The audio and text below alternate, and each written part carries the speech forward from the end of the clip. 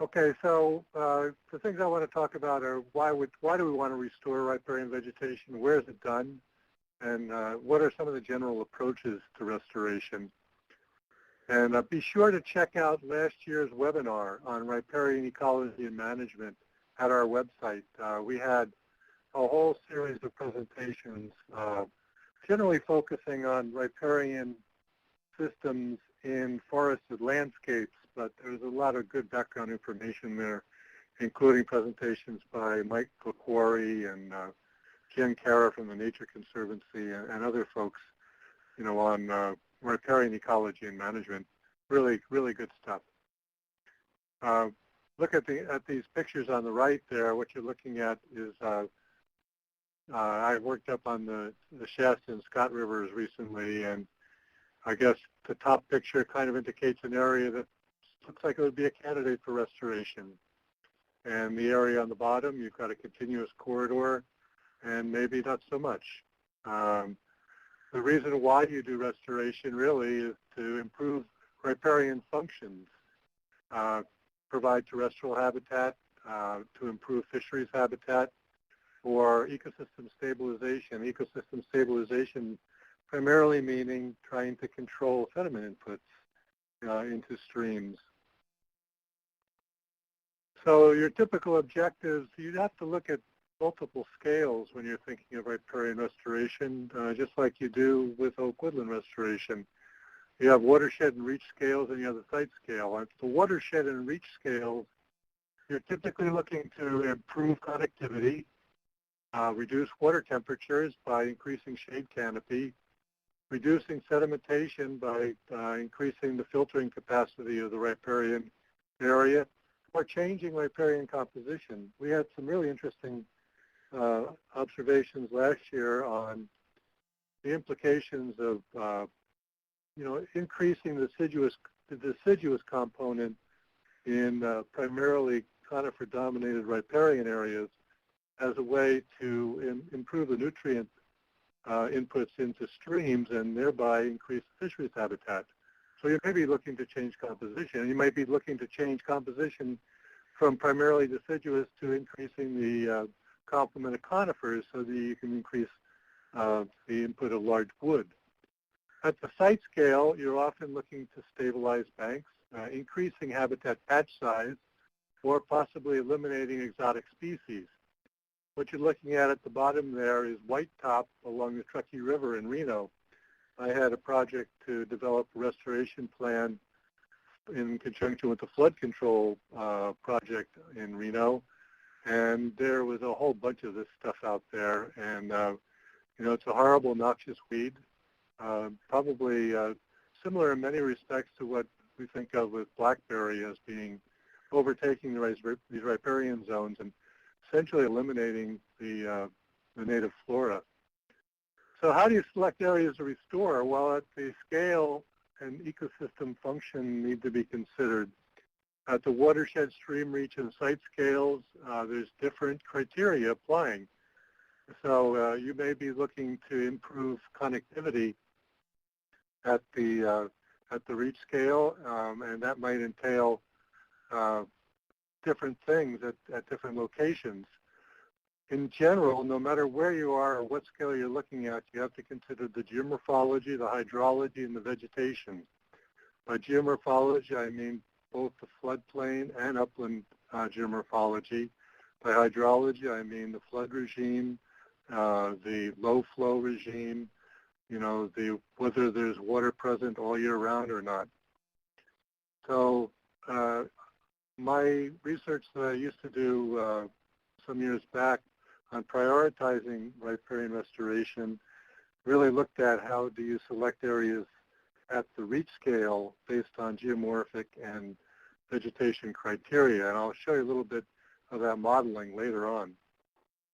So at the site scale, you have considerations that tell you whether or not you should invest your time and money in doing restoration. There was some really interesting work that was done in Arizona back in the late 60s that identified what they called the zone of perpetual succession along streams.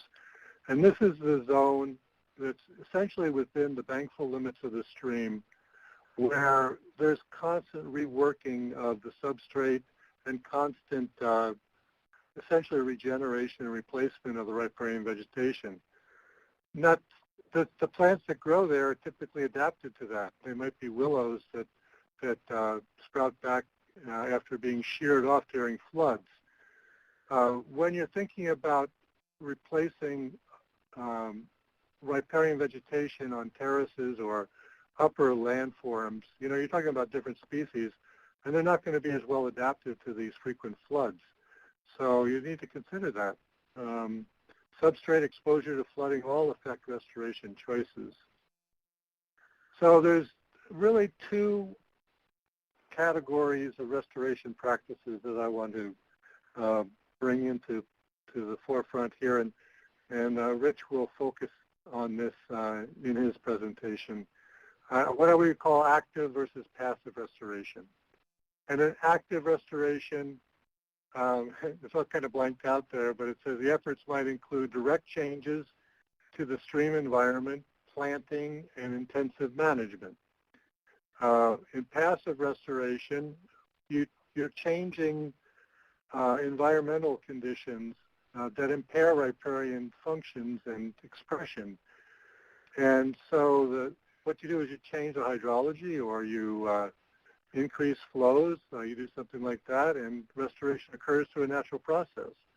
On the right over there, what you're looking at is Rush Creek in the Mono Basin. One of the most interesting things that ever happened over there was an accidental spill from a reservoir on Rush Creek, and when the water went down the stream, all of a sudden, fish came, and also riparian vegetation established, which hadn't been there before. And there used to be a fish and game guy over there named Phil Pfister, and he used to say that in the Mono Basin, if you put the water back in the streams, the resources will come. And this was a great example of that. Now that's passive restoration, as I'm defining it. You're changing the flow regime, and the vegetation's responding. Down on the bottom, there is a picture of the Trinity River, where what they've done is they've graded down the floodplain to reconnect the stream to the floodplain, and they've also boosted the flows on the Trinity, and the expectation is that that landform that you see there that is now connected to the stream and it is now a functional floodplain will naturally regenerate to riparian vegetation. A lot of that kind of stuff is going on. Geomorphic treatments such as that one are done in, all over the place. So we had a field trip to High Meadow in the Lake Tahoe Basin Management Unit last year, where they used in-stream structures to reconnect the stream to the floodplain. And in doing that, they're essentially increasing soil moisture next to the stream and encouraging the regeneration of riparian species. Here's Rush Creek again, where in another location, they graded down the floodplain to reconnect it to the stream. And again, the expectation is, in some cases, there's going to be natural regeneration, or there's going to be planting that's done in conjunction with that. So geomorphic treatments with and without planting, is increasingly common all throughout the state. At the site scale, you also have issues such as bank stabilization. And here you're looking at one of Even Engmar's projects on the Mendocino area, where he basically is looking at an eroding bank, and he's using a bioengineering treatment, which includes the use of rock and vegetation to lay back that bank and restore it, to stop that erosion. These kinds of projects do qualify as riparian restoration. They're site-specific, but they do qualify as that. And then you have just outright planting projects. And in case of planting projects, they look very similar to planting projects anywhere. Done to increase shade canopy, increase large woody debris. You can see on the right there that plant protection has been applied the riparian planting. Down on the bottom, you're looking at a site at Hopland Field Station in Mendocino where they used exclosure fencing to keep deer out of their riparian plantings. And some interesting research was done there looking at the effects of deer on riparian restoration projects. So choosing what to restore, and we talked a little bit about where to restore. Well, you know, what to restore. It's just like in my talk on oak woodland restoration, you need to have reference sites. I've done some work on this. I have a paper there, it's cited, where I used some vegetation sampling and computerized classification to define reference conditions for restoration. I used 3 different examples. My dissertation research on Cottonwood Creek, my work in the Sierra Nevada on regulated streams, and my work in San Diego County, basically having large data sets where you can essentially look at the characteristics of the vegetation, and from that try to select reference conditions for restoration. A lot of it is just professional judgment. On the right, you'll see some modeling work that we did on the San Luis Rey River in San Diego County, where we took the existing land cover, then we looked at the suitable conditions, landform and substrate, for riparian vegetation reestablishment.